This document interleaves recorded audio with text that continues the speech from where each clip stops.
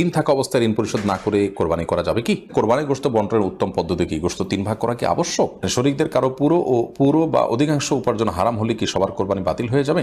মৃতের পক্ষ থেকে কোরবানি করা যাবে এবং সেই গোশত কি নিজেরা খেতে পারবে? আল্লাহ যাতে দ্রুত হজে যাওয়ার তৌফিক দান করেন, এজন্য কোনো দোয়া আছে কি? কোরবানির জন্য লাইভ ওয়েট মেশিন দিয়ে কোরবানি পশু ক্রয় করা কি জায়েজ হবে? আমার পরিবারের 4 সদস্য একটি ছাগল দিয়ে কোরবানি করলে হবে কি? শাহিনী আইডি থেকে আপনি লিখেছেন, আল্লাহ যাতে দ্রুত হজে যাওয়ার তৌফিক দান করেন, এজন্য কোনো দোয়া আছে কি? বিশেষ বা সুনির্দিষ্ট দোয়া তো নেই, কিন্তু আপনি আল্লাহ তাআলার কাছে সাধারণভাবে দোয়া কবুলের সময়গুলোতে করবেন, দোয়া আল্লাহর কাছে চাওয়াগুলোকে পেশ করবেন, চোখের পানি ফেলবেন, নিজে একটু একটু করে পয়সা করে জমাবেন, চেষ্টাটা আপনি করবেন অন্তত যে আল্লাহ রাব্বুল আলামিন যেন আপনাকে তৌফিক দান করেন। নাজমুল ইসলাম সান এআইডি থেকে আপনি লিখেছেন, কোরবানির জন্য লাইভ ওয়েট মেশিন দিয়ে কোরবানির পশু ক্রয় করা কি জায়েজ হবে? লাইভ ওয়েট মেশিন দিয়ে কোরবানির পশু আপনি কিনতে পারেন এটার ন্যায্যতা নিশ্চিত করার জন্য। গোষ্ঠ তো আমার উদ্দেশ্য না, কিন্তু আমি ন্যায্য মূল্য পাচ্ছি কিনা জাস্ট এটা অনুমান করার জন্য আপনি এটা করলেন, তা হতে পারে। কিন্তু আপনি নিছক গোশতটাই মুখ্য, আমার গোশত বাজারে কত, তাইলে আমি এই কোরবানি গরু করবো না ছাগল করবো, আমার লস পড়ছে, দাম বেশি পড়ছে, এরকম উদ্দেশ্য থাকলে সেটা জায়েজ হবে না। জাস্ট আমাকে বিক্রেতা ঠকাচ্ছে কিনা এটি নিশ্চিত হওয়ার জন্য, আমি তো গরু কেনা বেচাতে অভ্যস্ত না, একজন লাইভ ওজন থেকে আমি একটা আইডিয়া করার চেষ্টা করলাম জাস্ট ন্যায্যতার জন্য। উদ্দেশ্য যদি সেটি হয় জায়েজ আছে।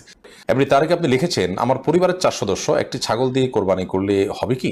আপনার 4 সদস্য বলতে আপনার স্ত্রী ছেলে মেয়ে তারা যদি হয়, তাহলে সেক্ষেত্রে আপনার ছোটো বাচ্চা কাচ্চা থাকলে তাদের তরফ থেকে আপনি পরিবারের কর্তা হিসাবে আপনি উপার্জনকারী, আপনার উপর কোরবানি বর্তায়, সেই হিসাবে আপনি কোরবানি করবেন, এটা ছাগল দিলেই যথেষ্ট হবে ইনশাআল্লাহ তাআলা। নবী সাল্লাল্লাহু আলাইহি ওয়াসাল্লাম হাদিসে বলেছেন, প্রত্যেক পরিবারের তরফ থেকে একটি করে কোরবানি বর্তায়।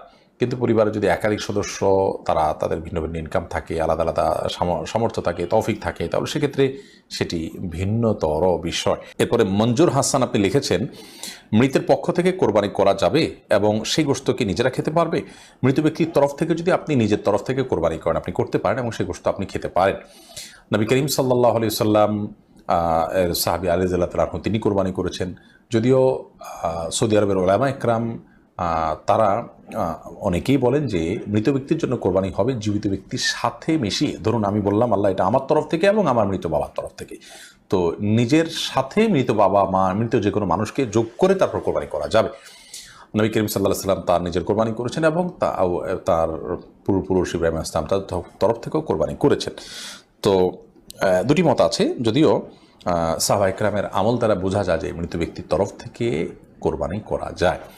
অতএব মৃত ব্যক্তির তরফ থেকে কোরবানি করতে পারেন, সে গোশত আপনি নিজে খেতে পারবেন। তবে মৃত ব্যক্তির তরফ থেকে কোরবানির ব্যাপারে যদি মানত থাকে অথবা ওসিয়ত থাকে, তাহলে সেক্ষেত্রে সেই গোশত আপনাকে বন্টন করে দিতে হবে, এটা আপনি খেতে পারবেন না। মুশফিকুর রহমান লিখেছেন, কোরবানির গোশত বন্টনের উত্তম পদ্ধতি কি? গোশত 3 ভাগ করা কি আবশ্যক? কোরবানির গোশত 3 ভাগ করতে হবে কিনা? এর উত্তর হলো 3 ভাগ করাটা প্রথমত আবশ্যক নয়, তবে উত্তম, ভালো। আল্লাহ রাব্বুল আলামিন কোরআনে কারিমে বলেছেন, ফাকুলু মিনহা ওয়া আত'ইমুল কানিআ ওয়াল মু'তারা। অন্য আয়াতে আল্লাহ বলেছেন, ফাকুলু মিনহা ওয়া আত'ইমুল বাঈসাল ফাকির। খোলাসা কথা হলো, আল্লাহর নির্দেশনা হলো তোমরা কোরবানির গোশত থেকে নিজেরা খাও এবং যারা অভাবী মানুষ দুস্থ তাদেরকে দাও, আর যারা অভাবী দুস্থ নয় তোমাদের আত্মীয় স্বজন প্রতিবেশী তাদের সাথে শেয়ার করো।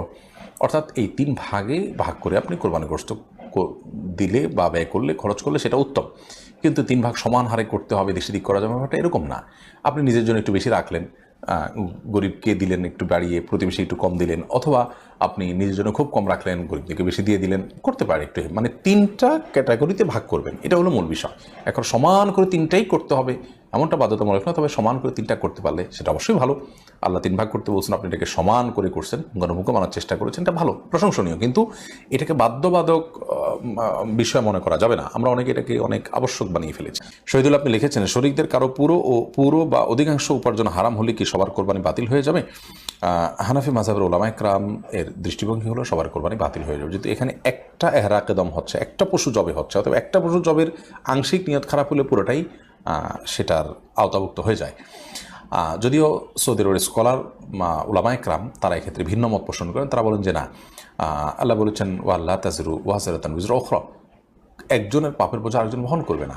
যিনি হারাম উপার্জন করছেন তিনি তার পাপ বোঝা বহন করবেন, আরেকজন তিনি হারাম উপার্জন করছেন না, তার হালাল থেকে করেছেন, তিনি কেন এর দায় বহন করতে চাবেন? অতএব তাদের মত হলো যে যার উপার্জন হালাল তারটা হয়ে যাবে, যারটা হারাম তারটা হবে না। উনি স্বাধীন। আপনি লিখেছেন ঋণ থাকা অবস্থায় ঋণ পরিশোধ না করে কোরবানি করা যাবে কি? ঋণ থাকা অবস্থায় ঋণ পরিশোধ না করে আপনি কোরবানি করতে পারেন কিনা, এর উত্তর হলো যে আপনার ঋণ দেখতে হবে কি ধরনের। আপনার ঋণটা যদি এরকম হয় যে আপনার প্রাপকের সাথে আপনার একটা চুক্তি আছে, একটা বোঝাপড়া আছে, আপনি তাকে কিস্তিতে আপনার ঋণ পরিশোধ করছেন বা একটা সময় নিয়েছেন, সেই সময় আপনি পরিশোধ করবেন, এরকম সিচুয়েশন থাকলে আপনি ঋণ দিচ্ছেন, আবার আপনি কোরবানি দিচ্ছেন, আবার ঋণ পরিশোধের মতো ব্যবস্থাপনা আপনার আছে, সেদিকে আপনি ধাপে ধাপে আগাচ্ছেন, তাহলে কোনো অসুবিধা নেই। কিন্তু যদি এমন হয় যে আপনার প্রাপকের, যার কাছ থেকে ঋণ নিয়েছেন বা যার কাছে আপনার দেনা আছে, তার পক্ষ থেকে প্রেশার আছে এবং আপনার কোরবানির টাকাটা দিলেও ঋণ কিছুটা কমে, তাতেও আপনার প্রাপক খুশি হয়, সেটা না করে আপনি কোরবানি করলে সেটা কিন্তু আপনার জন্য জায়েজ হবে না। কারণ আপনি যদি ঋণগ্রস্ত থাকেন এবং ঋণ দেওয়ার মতো কোনো টাকা না থাকে, তাহলে সেক্ষেত্রে কোরবানি নয়, আপনার জন্য ঋণ দেওয়ার গুরুত্ব অনেক বেশি। আর যেমনটা আগে বলেছি, ঋণ দেওয়ার বিষয়টি যদি একটা সিস্টেমের মধ্যে থাকে, একটা কমিটমেন্টের মধ্যে থাকে, ধরুন 1 বছর সময় নিয়েছেন, সে 1 বছর পর আপনি দিবের ব্যবস্থা আছে, এখন আপনি কোরবানি করছেন, কোনো অসুবিধা নেই, এটি আপনি করতেই পারেন।